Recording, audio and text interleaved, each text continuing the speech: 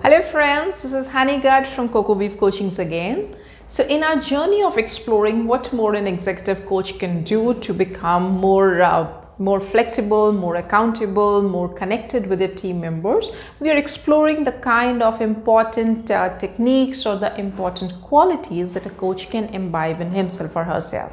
So last time we had explored the quality of clarity in communication, how important it is for the coach and for the executives and for the subordinates to make sure that the things work in a seamless manner. So today we are going to explore the possibility wherein the coach is expected to be more supportive for its team members. Now this term of being supportive is something we all understand, but unfortunately this is one of the strongest things that why many teams fail. And we do not realize for that. So you know it in a scenario like customer service, wherein you know that your subordinate is supposed to get feedback from the customers or the clients, and the clients many a time get irritated, agitated for the way they expect from their executives and the kind of responses they get, and the person who is the intermediary between you and your clients may not act or behave the way it is expected, right? And ultimately, what does that happen? Many a times we have seen our clients losing us, stop to give us business, and you become responsible and accountable. You always have that feeling that, my God, why didn't my subordinate acted the way I have asked him to, or the way he is expected to do, and still we never get the results. That's a very common scenario. But the challenge is that if you look at yourself, it is something for you to understand and explore that what more needs to be added up to make sure that the subordinate gets what is expected out of you. And this is what is called as the support system. You can be an excellent support system for your team members and your subordinates, right? So let's say your team member comes to you and they say, you know what, I'm really stuck. I prepared this project report and it did not work well. I delivered it up. I expected a great response, but I think something went bad and it all goofed up. How is it that you react in front of your subordinates? Do you get agitated, despirited, defocused, and maybe explode all your emotions out on your subordinate?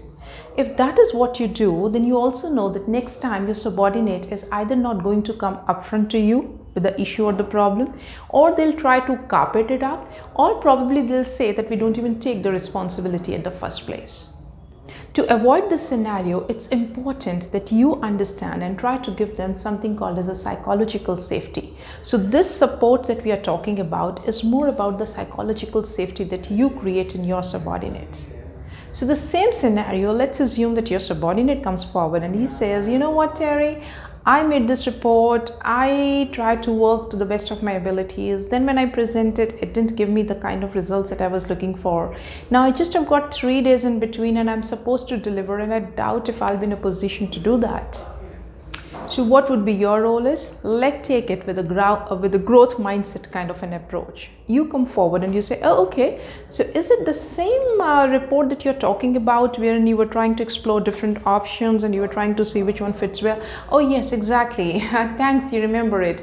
Yeah, I remember it very well because you were in the process of exploring many options. So what kind of options you had in mind? You know what, honestly, I had almost like 4 options. The one was, if I would have opted for this, it would have been very expensive, so obviously I didn't choose that.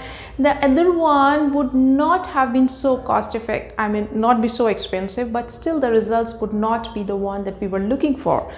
Then I had this third option wherein I could do the entire thing on my own and probably make sure that it will be less cost, more effective. I know the process and I can deliver it, and that's exactly what I did. So was there any other option that you could have explored?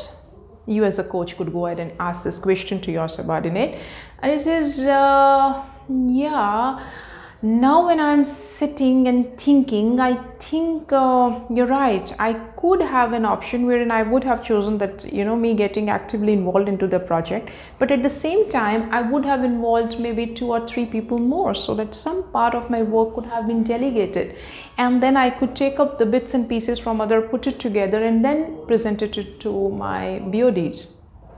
Okay, you think that would have been better? Oh yes, definitely that would have been better. Okay, so what's the lesson that you have learned from this mistake that you have done? I think next time for me it will be important to share my thoughts and ideas with my team members, maybe come up to you or to somebody else or with myself to do some self brainstorming and to explore an option wherein I should not hesitate to take help and support from other people. Yeah, that's an interesting revelation. And how do you think that's going to help you out? It will help me out because the mistake that I have done right now, I would not be doing it again. My project would have been completed. I would have been more confident to give the presentation. My people would have approved it, and then it would be just a task of getting it implemented in no time. The projects could have been delivered in the right time. That sounds interesting. So what is it that you have done?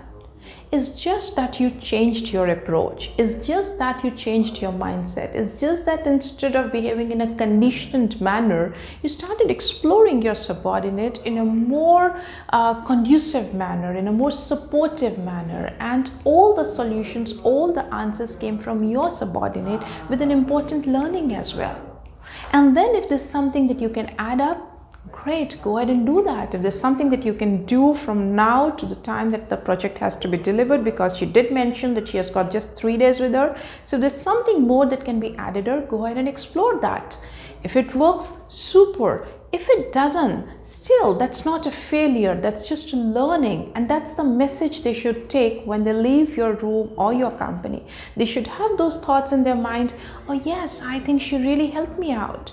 And this is your way of thinking, helping and supporting your team members.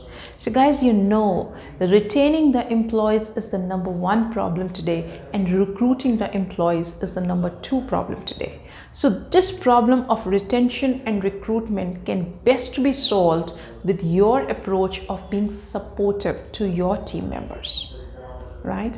I hope this thought of mine would give you some introspection and would help you to explore more opportunities wherein every day you come across situations when your people come forward, they have not worked as per your expectations. So what is the right way for you to act as their executive coach? Right. With these thoughts, I take time out from you. Thank you so much for your time. Feel free to be in touch with us always, anytime, and don't forget to visit our website www.lifecoachingworkshop.com. Thank you so much. Bye bye.